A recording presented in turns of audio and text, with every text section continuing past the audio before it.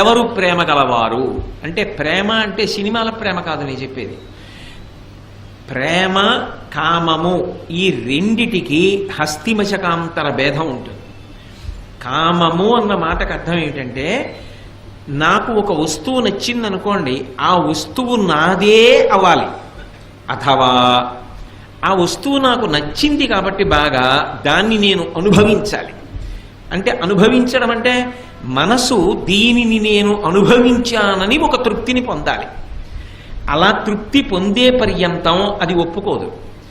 అవతల వస్తువుని నేను అనుభవించాలన్న కోరిక కలిగితే కామము అంటారు. అప్పుడు హితము దగ్గర ఆగదు, దాన్ని అనుభవించాలి. అనుభవించాకే తృప్తి పొందుతుంది. మీకు నేను ఒక ఉదాహరణ చెప్పాలి అంటే, నా ఎదురుగుండా ఒక లడ్డూ పెట్టారనుకోండి. ఓ లడ్డు, దాన్ని ఏదో ప్రయోజనానికి పెట్టి ఉంటారు. బహుశా ప్రవచనం అయిపోయిన తర్వాత ఈశ్వరుడికి నివేదన చేయొచ్చు, లేకపోతే ప్రసాదంగా తీసుకొచ్చారేమో, నివేదన చేసి 10 మందికి ఇస్తారేమో అని నేను దాని ఎందు పవిత్ర భావనతో చూశాననుకోండి. దాన్ని నేను అనుభవించాలన్న కోరిక నాకేం ఉండదు. ఇది ప్రసాదం అని ఎవరో చేతిలో వేశారనుకోండి, కళ్ళకద్దుకు నోట్లో వేసుకుంటా. దానితో సంగము అంటే దాన్ని అనుభవించాలన్న కోరిక నాకు లేదు. కానీ అది నాదే అయిపోవాలి, నేను దాన్ని అనుభవించాలి అనుకున్నాను అనుకోండి. ఎలాగైనా లడ్డుని నాదిగా అనుభవిస్తే తప్ప నాకు తృప్తి కలగదు.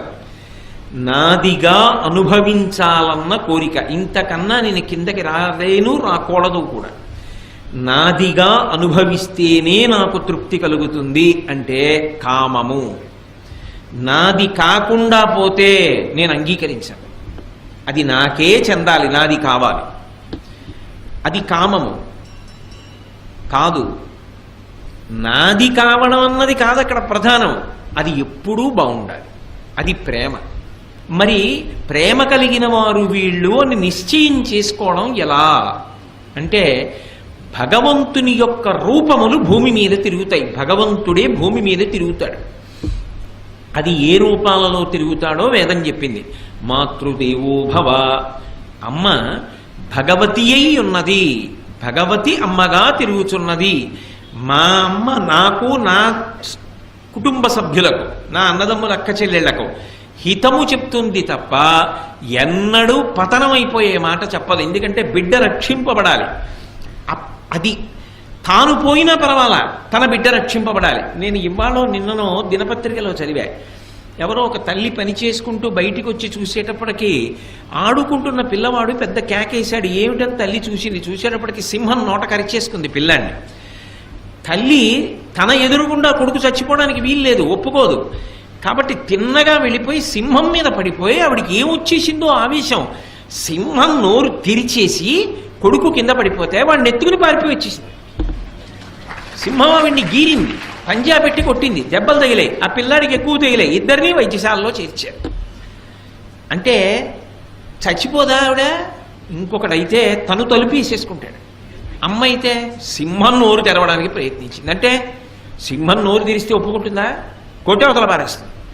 నా కొడుకు నా కళ్ళ ముందు తినబడడం కన్నా ముందు నేను తినబడాలి, నా ప్రాణం పోయాకే. అది అమ్మ, అది భగవతి, అది అమ్మవారు. చిన్నతనంలో మలమూత్రములను ఎత్తినప్పుడు ప్రతిఫలాన్ని ఆశించి చేసిందా? నీకు ఒంట్లో బావులేనప్పుడు ఉపవాసం ఉంటే మనం ఏదో ఇస్తామని చేసిందా? క్యారుమని ఏడ్చిన పిల్లవాడి కోసం ఆమె నిత్తురు పాలగా మారితే ప్రేమ చేత మారాయా, ప్రతిఫలాపేక్ష చేత మారాయా? అందుకే అమ్మ ప్రేమకు పరాకాష్ఠ. ఈ లోకమునందు ప్రేమకు ఎవరు మారు పేరు అంటే అమ్మ. అందులో ఎంత తెలుసు అన్న మాట ఉండదు. బిడ్డ హితానికి ఎంత మంచి మాటైనా అమ్మ చెప్పగలదు. అందుకే అమ్మ మాట వినాలి.